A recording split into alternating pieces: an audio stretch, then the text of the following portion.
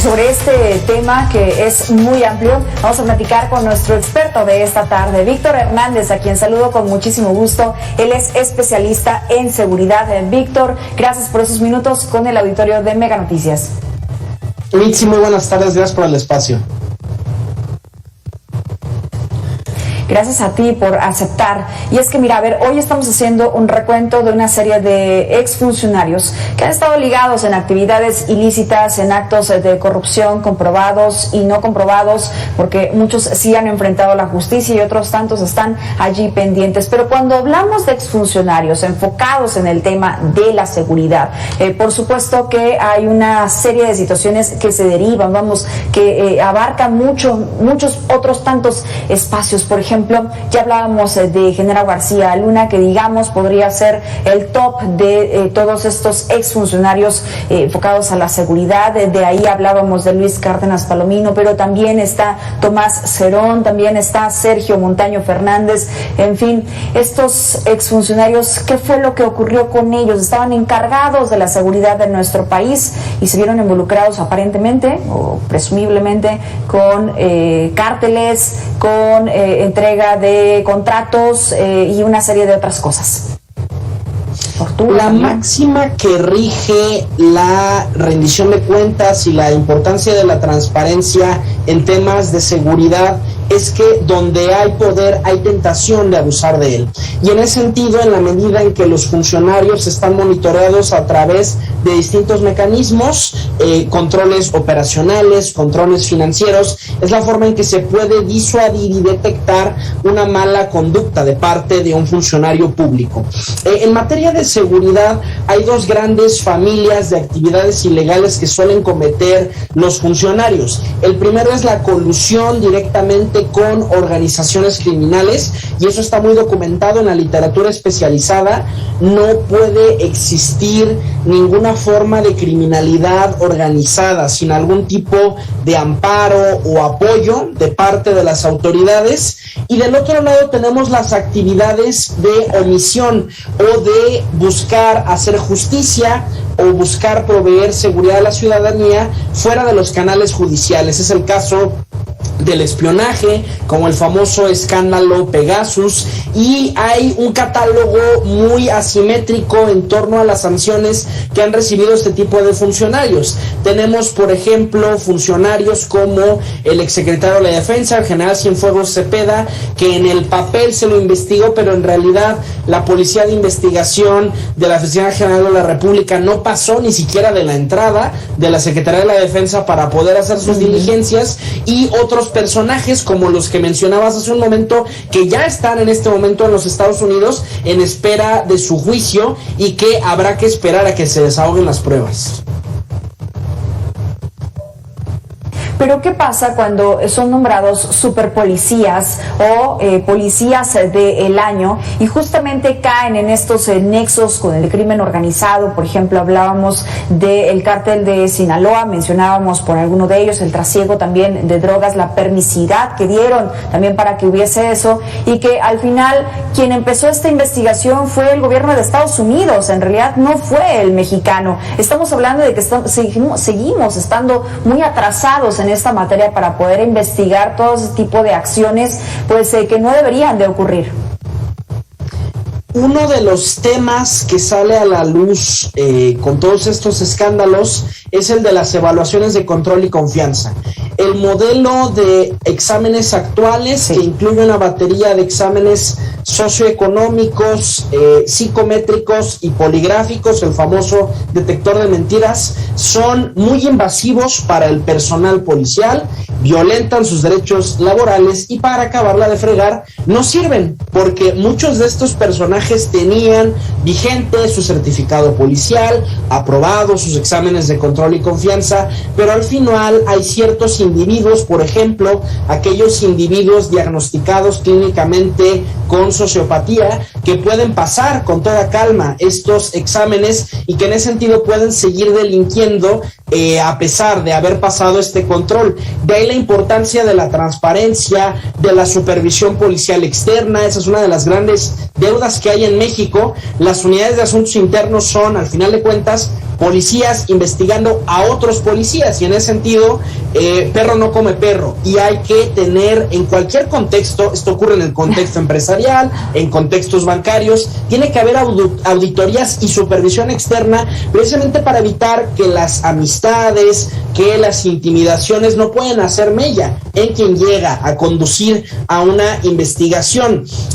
Y en ese sentido, pues al final tenemos esta creencia mágica, sobre todo en esta administración, de que hay personas incorruptibles, de que hay personas que por su probidad son incapaces de cometer un acto criminal, pero hay que entender que hay toda una batería de mecanismos por los cuales tú puedes forzar a que un funcionario de seguridad se corrompa. Los norteamericanos tienen un acrónimo, las siglas MICE, que son Money, Intimidation, Sex y Ego, ¿no? Tú puedes lograr que una persona haga lo que tú quieres si le ofreces dinero, si lo intimidas, si apelas a algún incentivo sexual o a lo mejor algún tipo de reconocimiento, ¿no? La típica estrategia de muchos agentes de, si no me pasas esta información es porque en realidad no eres tan importante o no tienes el puesto que tú dices. Y todas estas estrategias psicológicas están dirigidas hacia el personal de seguridad, y por eso es importante, por ejemplo, en contextos de ciberseguridad, ya hay una metodología de confianza cero, ¿no? De en todos los pasos, todos los accesos a los datos, que haya una permanente y sana sospecha del personal, y sobre todo que haya trazabilidad. ¿Quién entró a esta base de datos? ¿Quién lo descargó? ¿Cuáles son los registros? Para que no haya margen de malos entendidos o de argumentos falsos de yo no fui quien obtuvo esa información.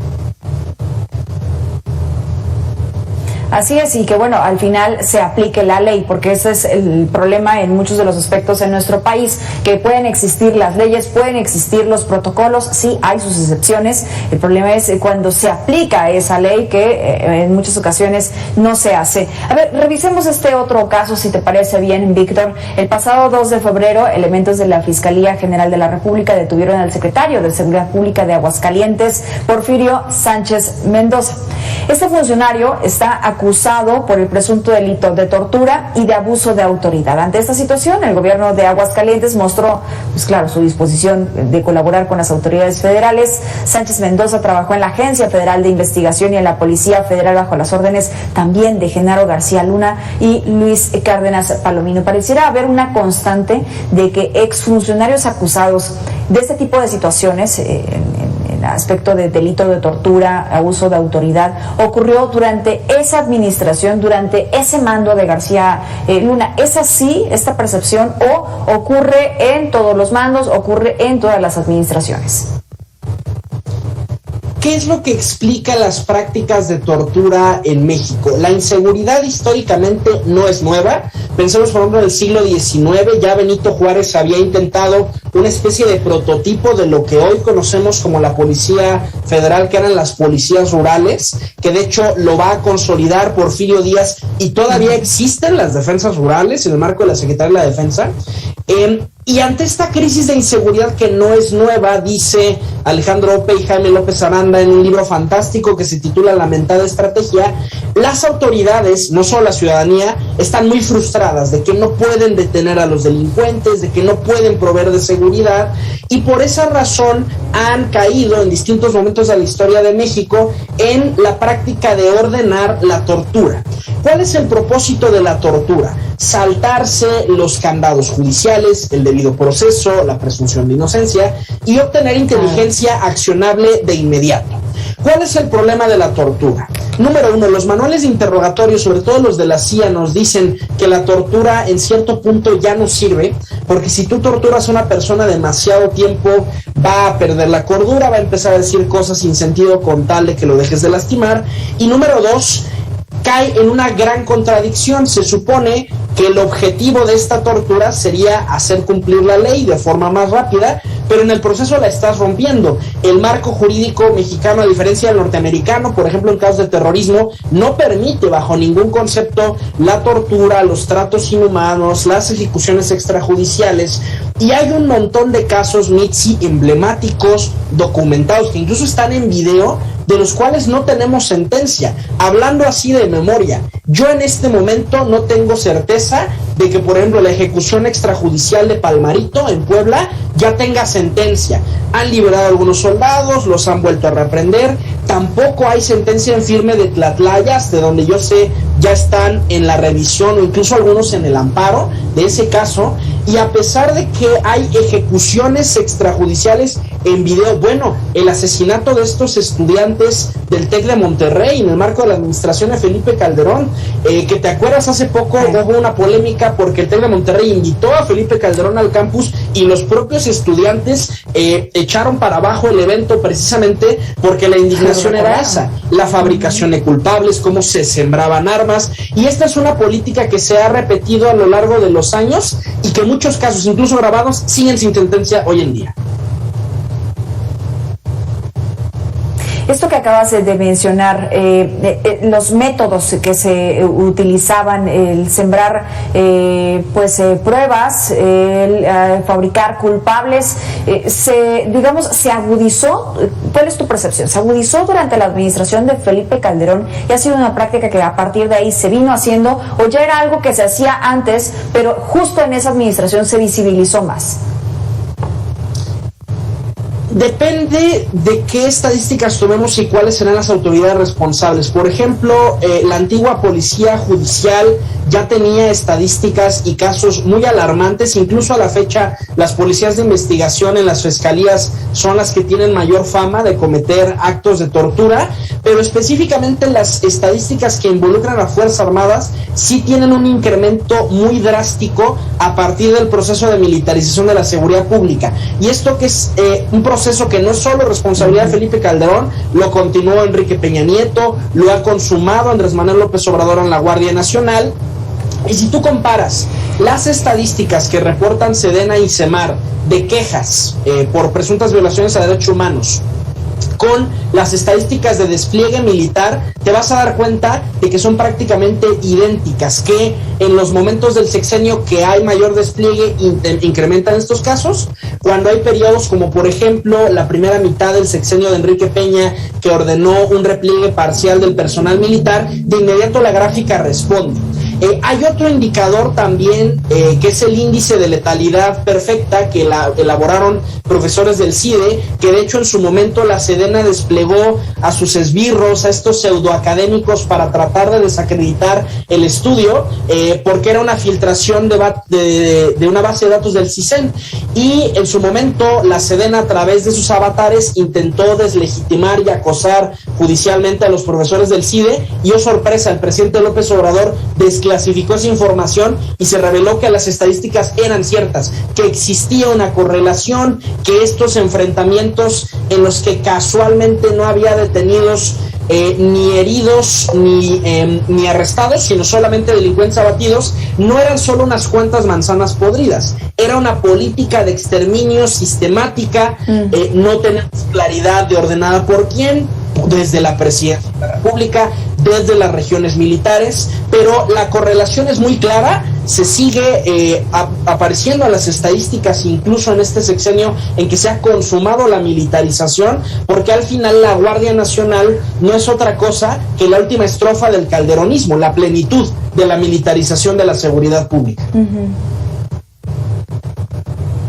Oye, bueno, a ver, estamos revisando y en este, digamos, panorama general, el caso federal, ¿no? El caso más sonado durante una administración federal, durante un sexenio, pero vámonos ahora también a los estados, vámonos ahora también a los municipios. El caso muy sonado que yo tengo presente, sobre todo porque involucra a las diferentes familias de colectivos de desaparecidos, el caso Veracruz, en donde fue acusado el secretario de Seguridad Pública, Arturo Bermúdez, fue acusado Alfaro, en ese entonces el titular de la Procuraduría General del Estado, ahora Fiscalía General, también en el caso de desaparición forzada, y que ellos daban instrucciones a los policías estatales y municipales de desaparecer gente.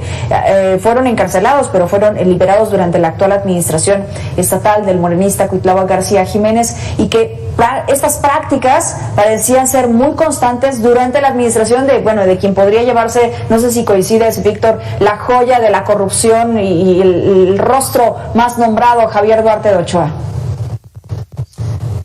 La práctica de la tortura está institucionalizada prácticamente en todas las instituciones que tienen algo que ver con seguridad. Entiéndase Fuerzas Armadas, entiéndase las fiscalías, ¿no? Los MPs no están exentos, entiéndase también las policías. Pero lo que sí hay que notar estadísticamente, porque esto es incluso una tendencia que aparece en el índice de letalidad incalculable que evaluó el CIDE, son muchísimos más, abrumadoramente más los casos que involucran a militares en este tipo de prácticas que los que involucran a policías. Y de ahí viene la crítica a la militarización. Yo te hablo desde mi testimonio. Yo que fui cadete hace muchos años del Heroico Colegio Militar, lo primero que me enseñaron en esa institución no fue a ser honorable, no fue a hacer cumplir la ley, fue a torturar. Y en ese sentido, el problema de que las policías y las fiscalías estén militarizadas en sus uniformes, en su jerarquía, en sus códigos de disciplina, es que esas prácticas se heredan, se transmiten. Y no solo, digamos, desde el expertise técnico de cómo torturar, sino desde la visión cultural, la visión de que el mejor delincuente es el delincuente muerto, que muerto el perro se acabó la rabia. Y el gran problema de esa visión del mundo es que si no puedes encontrar al delincuente con los canales ordinarios, respetando la ley, haciendo una investigación criminalística creíble, por supuesto que tampoco lo vas a lograr comportándote como un orangután. Y por eso ocurren muchísimas ocasiones que justo se acaban pagando por pecadores, que casos como en el TEC de Monterrey, el fiscal, el MP, el soldado se confunde, le acaba disparando a alguien que no era, ya que se dan cuenta de que no era esa persona, alteran la escena del crimen, o empieza con narrativas de nos agredieron y repelimos la agresión, y es un ciclo de nunca terminar. Pensamos por ejemplo en Tamaulipas. En Tamaulipas la ciudadanía está asediada por dos frentes. Número uno, el cártel del Golfo, los Zetas y todas las decisiones que le han seguido. Y número dos, por sus propias autoridades. En este momento hay más de una docena de marinos de la Unidad de Fuerzas Especiales de la Armada de México procesados por cometer ejecuciones extrajudiciales presuntamente a finales del sexenio de Enrique Peña Nieto. Todos los presidentes tienen este tipo de manchas, porque al final, cuando tú pones a este perfil de elemento a hacer estas labores que requieren refrenar tu violencia, que requiere una dosis quirúrgica del uso de la fuerza, lo que ocurren son excesos. De ahí viene la crítica a la militarización. No es una crítica en abstracto, una crítica nada más por pelearnos la pelotita de yo soy policía, no te metes en mi cancha. Va mucho más allá de eso. Así es, con datos que lo comprueban, ¿no? Exactamente. Víctor Hernández, se nos acaba el tiempo lamentablemente. Muchas gracias por estos tus comentarios y también tus aportaciones al respecto de este tema. Ojalá en algún momento en México podamos ver justicia para todos. Que tengas excelente tarde. Mitzi, muchas gracias. Mi Twitter, @arbitrus1805. Para seguirte, gracias, especialista en seguridad. Usted y yo hagamos una pausa, pero regresamos con más.